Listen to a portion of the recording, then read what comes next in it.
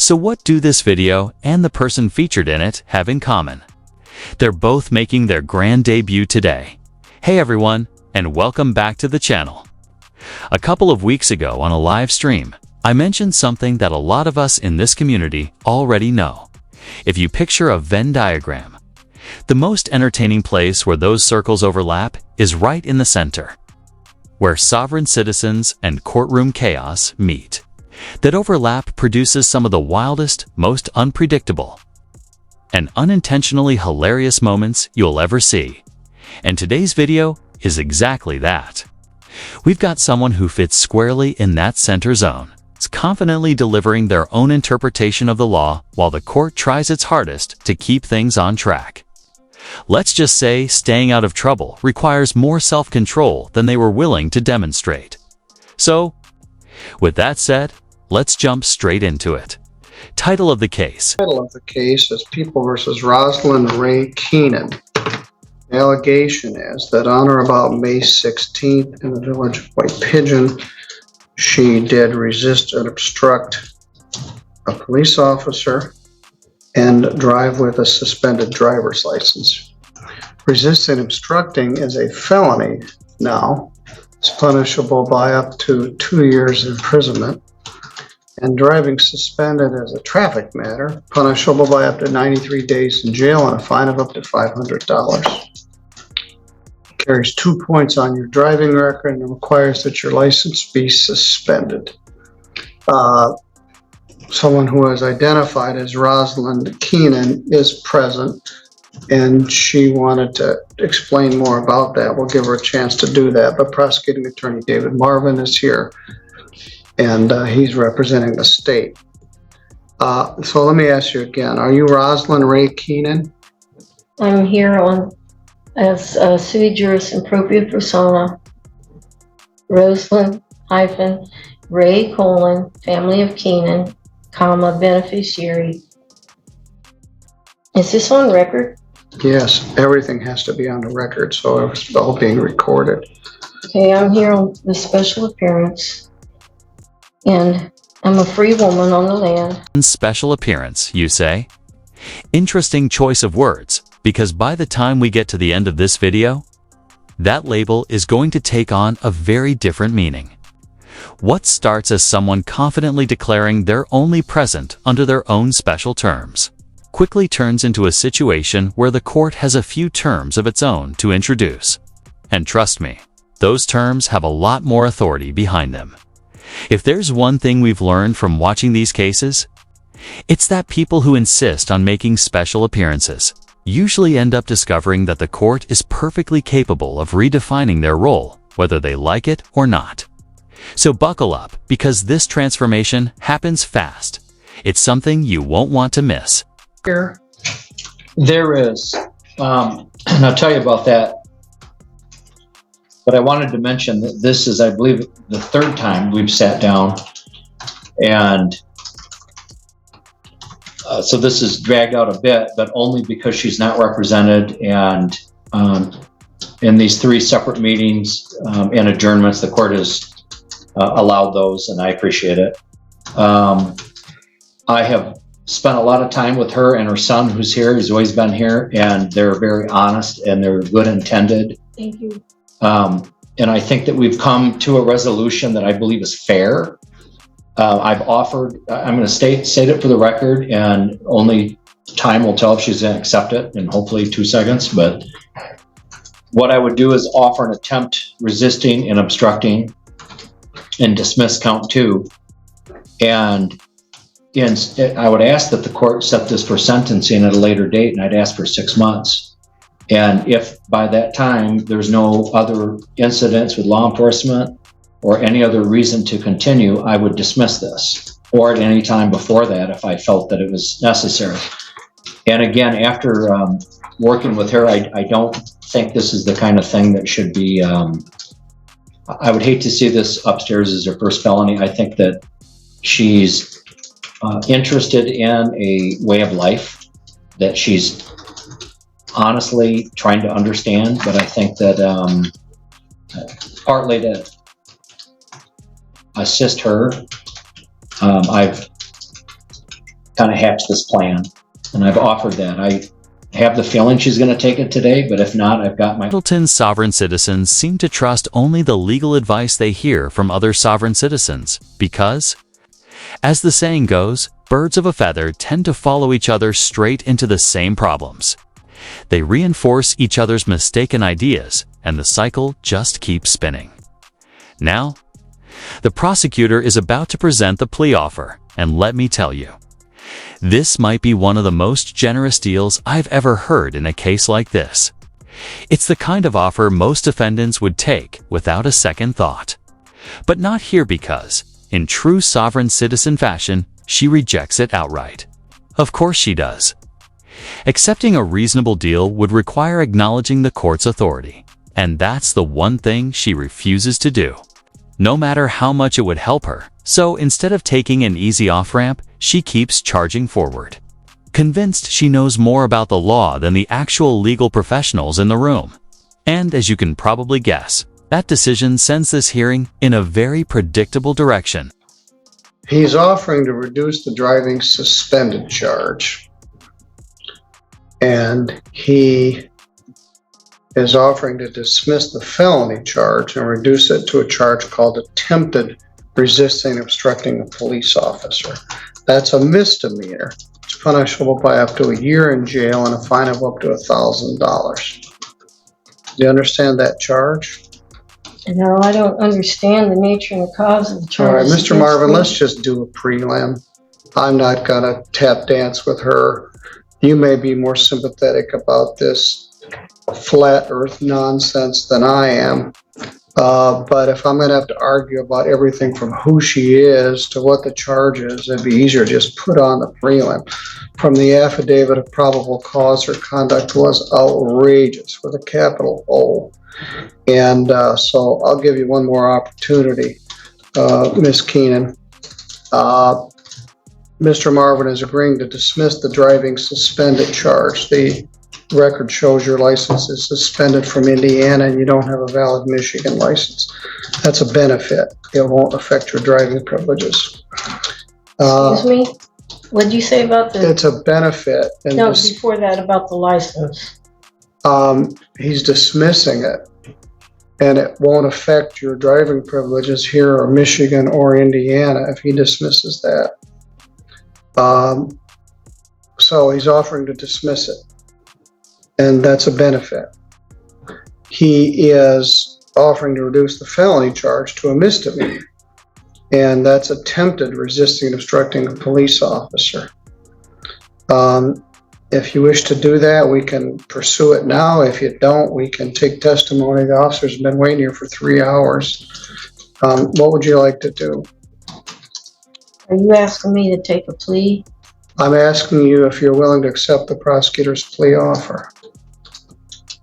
Well, I don't understand that. Mr. Marvin, let's just put on a playing prelim. games. I'm serious. You are playing games, and first of all, I'm you don't. trying to advance to All right, what I'm stop. here You don't for. interrupt the judge, whether you're a flat earther or not. This plea offer is surprisingly generous. First and most importantly, the prosecutor is willing to reduce the felony charge all the way down to a misdemeanor. Second, he's agreeing to dismiss the separate misdemeanor she was already facing. And finally, if she manages to stay out of trouble for the next 6 months, that reduced misdemeanor, the one that used to be a felony, will be completely cleared from her record. To put it another way, she's being given the chance to walk away with absolutely nothing on her record, turning what began as a felony and a misdemeanor into a complete clean slate. Honestly, you almost never see deals this lenient.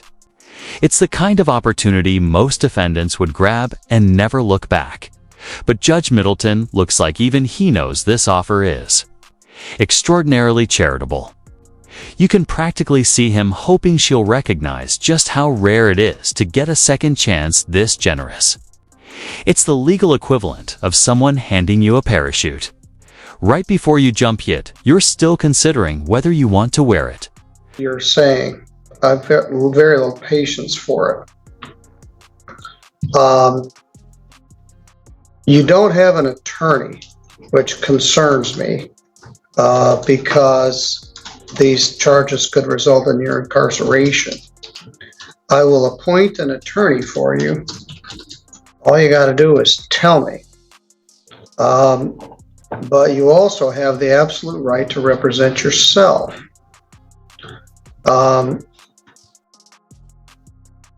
So, do you wish to represent yourself, or would you like me to get an attorney to assist you with this? It's my right to appear for myself. It is.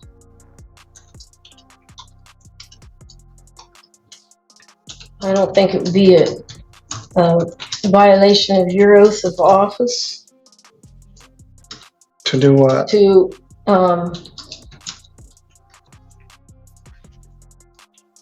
if you did your duty under the Constitution, because I'm seeking legal intent, not advice. Well, do And you I- want me to appoint an attorney for you, or would you like to represent yourself?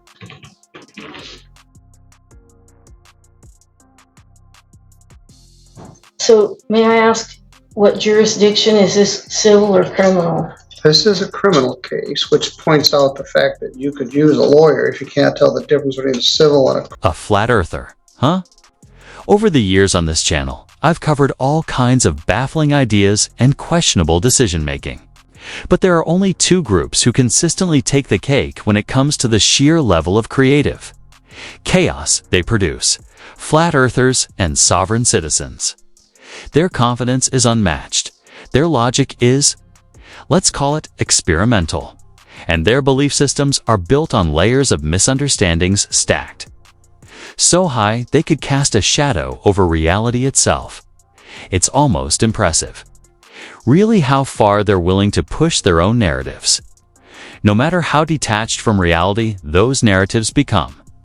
The wild part is that they treat these beliefs as if they're profound revelations instead of what they really are: elaborate detours away from common sense. And somehow, the deeper they go, the more convinced they become that the rest of the world is wrong. So today's video brings us yet another example of that unique brand of confidence colliding headfirst with reality. And trust me, to ride. case, there's no possibility of jail. It's usually over money damages or other types of non-jail relief, like other types of non-jail relief. So yes, this is a criminal case. Well, thank you. So, you said the record is on. Yes. Could the record of the court show that this is a criminal action? And my next question is, I know that the Constitution grants the court two types of criminal jurisdictions. One is criminal jurisdiction under common law, and the other is criminal jurisdiction under admiralty or military tribunal venue under Article 1, Section 8, Clause 17 of the Constitution. Under which of these two jurisdictions is the court intending to try me? This is statutory jurisdiction of the law of the state of Michigan. It's not any of those things, including the wacky admiralty clause people try to invoke. This is criminal jurisdiction authorized by the state legislature here in the state of Michigan. Thank you. Well, please let the record of the court show that the court intends to conduct a criminal action against me under a statutory jurisdiction. But that makes me wonder, I have never heard of criminal action under statutory jurisdiction, and there is no such jurisdiction established in the Constitution. And I will be able to proceed if you can show me where I can find the published rules of civil procedures under a statutory jurisdiction and where this nature, cause, and jurisdiction exists. It is crucial that I have the published rules of procedure so that I can conduct a fair defense and fair trial. Otherwise, this needs to be dismissed. And I would like it in writing, please. The fact that the court even had the legal authority to ask you that question should be all the evidence you need to realize you're completely out of your depth here. Karen, when a judge has to explain basic jurisdiction to you in real time, That's usually a sign that your personal theories about the law don't hold up in an actual courtroom. But here's the thing. Some people insist on learning everything the hard way. Just like flat earthers only accept reality after running into contradictions they can't explain. Sovereign citizens often don't acknowledge jurisdiction until they experience its consequences firsthand. And in this case, that means discovering that the courtroom doesn't operate on personal beliefs, SovCit operates on actual legal authority. So, while it might be frustrating to watch someone ignore every warning sign, sometimes the only way for them to understand how the system works is to go through the process themselves. And by the end of it, the courts always make the lesson unmistakably clear. Procedure is criminal procedure, and the defendant doesn't come up and show, "Court, tell me why I get to do this." You've been charged under the criminal statutes of the state of Michigan, and I've just advised you of that on the record. I'm just trying to establish at this point whether you want to represent yourself or not. As I mentioned, the conduct in here in the affidavit or the bond information report is outrageous with a capital O. And you could very well go to jail for a substantial period of time. Mr. Marvin was trying to extend to you an opportunity to avoid that option, but you're wasting all of our time with this stuff that doesn't have any legal merit. I'm offering to give you an attorney who can actually argue any legal merit or advise you or assist you in this regard. But we've had some White Pigeon police officers here on overtime for several hours. They're still waiting for you to decide what you wish to do. I haven't even gone over the first. Well, first of all, we had to establish who you were. That took much more time than it deserved. Secondly, I'm trying to determine whether you wish to have an attorney or not. Again, you do have the right to represent yourself. You wish to, but you've exhibited to me that you don't understand the law, and you're at risk of being incarcerated for this conduct. So to further comment on Mr. Marvin's offer, if you pled to the charge of attempted resisting and obstructing a police officer, he offered to defer the sentence for 6 months, and if there were no further problems, to dismiss it, which is very generous based on the police report bond information that I came with the file. So, what would you like to do here today? Do you wish to represent yourself?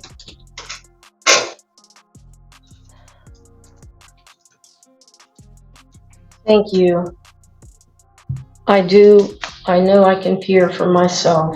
I'm competent and I am confident. Okay? All right. So The next question is, are you Please. willing to accept Mr. Marvin's plea offer to plead to the misdemeanor charge? I wasn't completed with what I wanted to say to you, please. Okay. May I? Thank you. So I wanted to say that I don't believe it's a violation of your oath of office if you did your duty under the Constitution, because I'm seeking legal intent. Okay, so I have the right to peer for myself. In order to intelligently defend myself, I have to know the jurisdiction this court is operating under, because the rules of civil procedure under common law jurisdiction are very different from the rules of civil procedure All right, under stop. amnesty or military Stop. tribunal venue. Stop. We went through this before. I know. This is not civil It's procedure. the Sixth Amendment grants me the right to know the jurisdiction being applied, And I told you what it was. and it gives you the duty. All right, stop. Criminal procedure practically begs for a moment of silence after everything you just unloaded on the court without so much as a warning. You requested a written copy of the Michigan Civil Rules of Procedure, which are publicly available online under Chapter 2 of the Michigan Court Rules. But even if you track them down, they won't do you any good here because this isn't a civil matter. You're not in small claims court. You're not in a contract dispute. You're in a criminal proceeding. And that means the rules you need to be looking at are found in Chapter 6 of that very same publication. Those are the rules that actually apply to your situation. And they outline everything from arraignment to trial to sentencing. So while it's nice that you're trying to familiarize yourself with court procedures, understanding which set of rules applies is step one. And right now, you're flipping through the wrong textbook for the class you're in. And you're going to go to jail. Objection, please. All right, please. Please. We're going sir, to talk may about I- this the tomorrow contempt. at 3 o'clock. I find that you're in contempt. I You're do going not to wish to jail be right held in now, contempt, and we sir. will. Well, you have been. I'm simply This matter trying is to adjourned until exercise tomorrow my at Sixth 3 Amendment o'clock. rights, please. So you can think about And it we can go overnight in forward jail. with this right now, please. No, you're going to I do jail not for wish to be in 24 hours. contempt. I know you don't wish to go to jail, but you certainly I have will earned it. continue with this if you'll please let me finish. We'll talk about it tomorrow at 3 o'clock, and you will be more respectful to the court. I You can will speak. provide the You will not interrupt citations. the court. Your citations are meaningless. I'm sorry I So you interrupted can you. go Do you wanna with the continue? officer. I don't want to argue about it. Take I'm her not out of here. We arguing. will address this tomorrow at 3 o'clock. Yeah, I don't know what's going on, and I don't think this was a fair trial, We haven't had a trial yet. a fair preliminary. We didn't even get there yet. I'll be more than happy to. She's going into custody for contempt. Let's go this way. If I were in your position, I'd seriously consider staying quiet for a moment. Because Judge Middleton has made it perfectly clear he isn't entertaining any of your usual antics today. Every time you interrupt, argue, or try to steer the hearing off the rails, you push the judge closer to exercising the authority he absolutely has. And your struggle to simply remain silent when instructed is putting you on a very fast track towards spending the night in custody. This isn't a debate club. And it's not a forum for personal theories about the Litza courtroom. Judges expect order, respect, and basic cooperation. And when someone refuses to follow those expectations, the consequences show up quickly. And right now, you're inching closer to learning that lesson first. I don't think that she was trying to be in contempt of court. She was trying to exercise a right. And I think it was just a misunderstanding of how for her to be able to pronounce that. But, Well, I told her to stop, and she didn't stop, and she doesn't know what she's doing. She needs a lawyer, and she's going to contempt herself into 90 days if she doesn't be careful. So we'll address this tomorrow at 3 o'clock, and to whatever extent you're advising her on this stuff, you're not doing her any favors. Mr. Marvin gave her the sweetest deal where she could not have a charge on her record, and all she wants to do is argue about admin law. Some of you may have caught it when the prosecutor mentioned that her son was also present in the courtroom. Well, it turns out he follows the same sovereign citizen philosophy she does. And Judge Middleton, seeing both of them there together, decided it was the perfect moment to address him directly and make sure he understood exactly how the law actually works. He didn't raise his voice. He didn't get dramatic. He simply laid out the facts with a kind of calm authority that only a seasoned judge can deliver. And let's just say it was a reality check that he probably wasn't expecting, but absolutely needed.